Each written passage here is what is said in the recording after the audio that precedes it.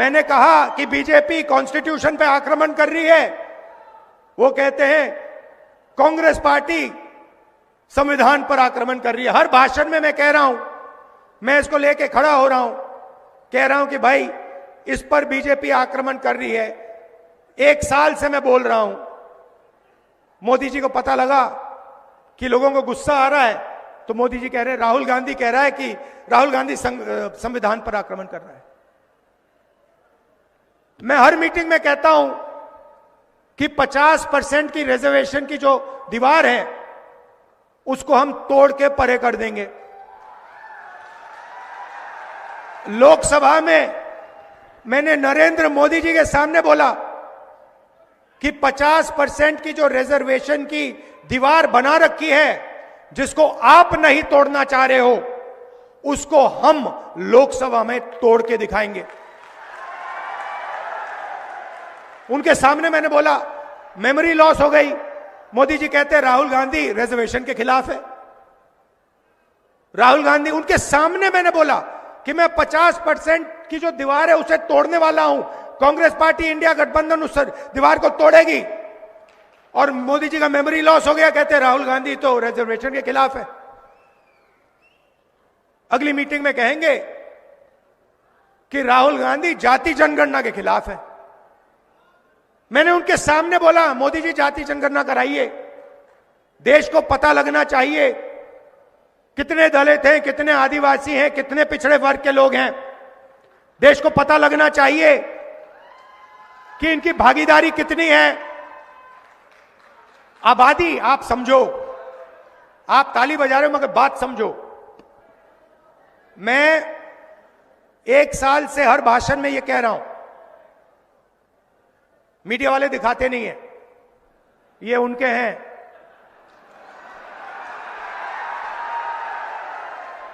अच्छा, मजे की बात है, जब मैं कहता हूं ये उनके हैं तो ये मेरी ओर देख के मुस्कुराते हैं, कहते हैं हां हम उनके हैं, आपके नहीं हैं।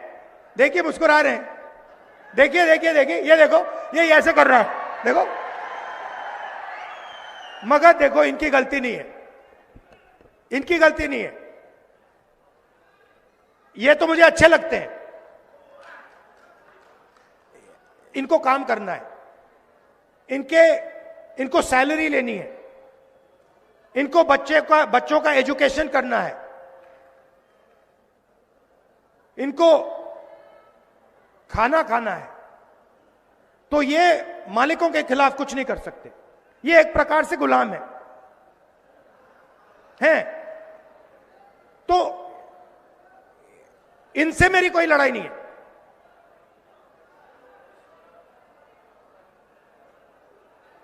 मगर ये हमारी बात कभी नहीं दिखाएंगे, 24 घंटा मोदी जी का चेहरा दिखाएंगे, हमारा भाषण कभी नहीं दिखाए। जैसे अभी मैंने बोला नरेंद्र मोदी जी का मेमोरी लॉस हो गया, ये कभी नहीं बताएंगे, सवाल नहीं उठता। आप देखना, आज शाम को टीवी देखना, कहेंगे मोदी जी की मेमोरी तो बड़ी जबरदस्त है, वो एक बार कुछ सुन लेते हैं तो 70 साल के लिए वो उसको भूलते नहीं है। और फिर उसमें जोड़ देंगे जब वो छोटे थे, झील में जाके वो मगरमच्छ से लड़े थे और मगरमच्छ को उन्होंने डुबाया।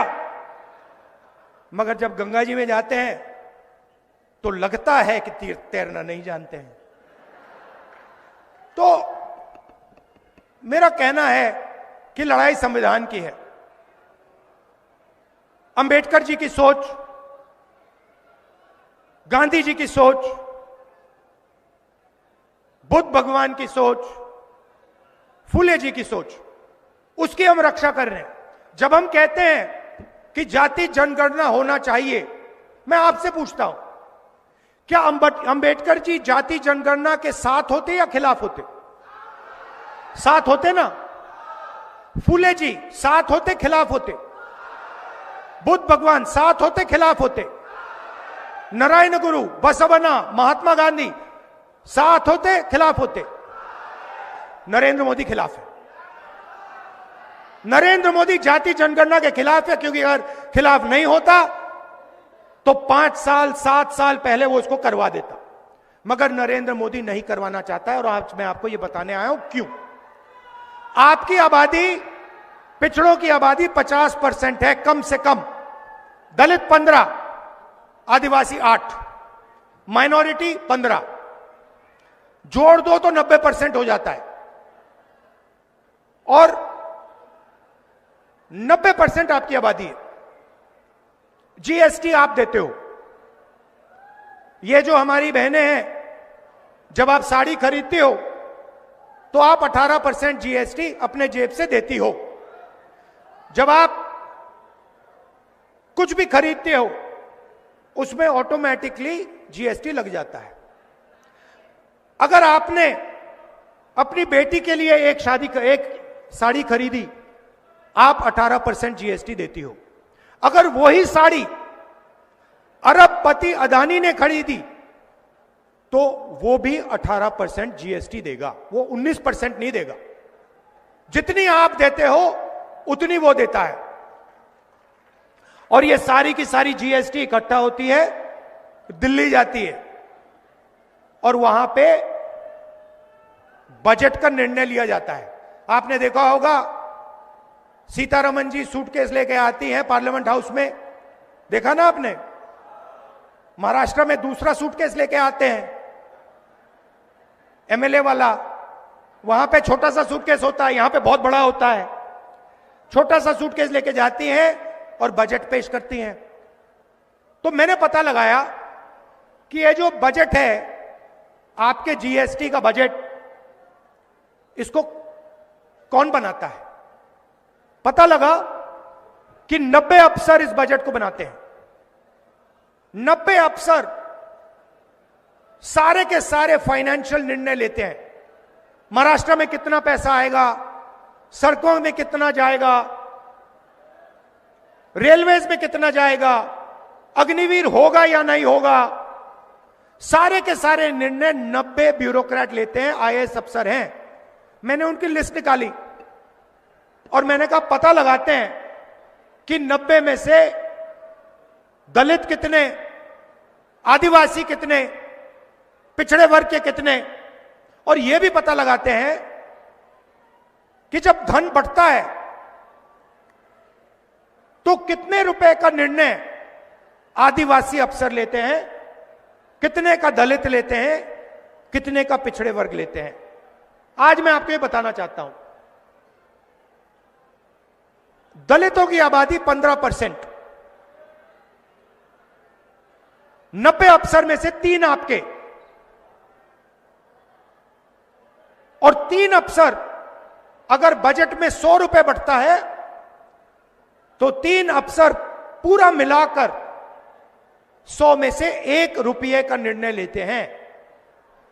दलितों की आबादी 15%, बजट में दलितों की भागीदारी 1 रुपया 100 रुपए में से। आदिवासी 8% आबादी, 100 रुपए में से 10 पैसे का निर्णय ये लेते हैं। आबादी 8%, भागीदारी 100 रुपए में से 10 पैसा। और पिछड़े वर्ग के कम से कम 50% आपकी आबादी है। 3 अफसर हैं आपके 90 में से, छोटे छोटे डिपार्टमेंट दे रखे हैं। और अगर आप ओबीसी अफसर को जोड़ दें तो 100 रुपए में से 5 रुपए का निर्णय ओबीसी अफसर लेते हैं।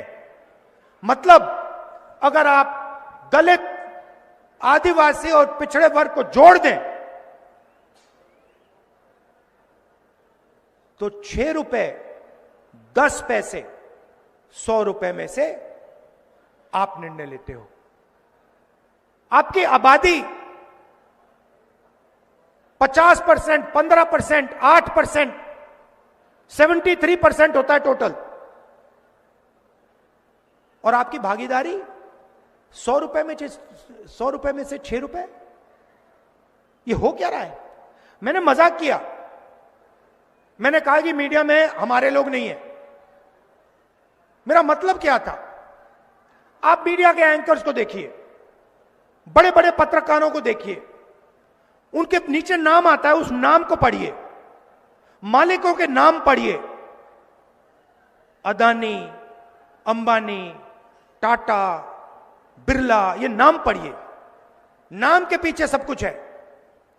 और मुझे बता दीजिए, ये मीडिया वाले जो हैं, एंकर्स जो हैं, मालिक जो हैं, इनमें से दलित कितने, आदिवासी कितने, पिछड़े कितने?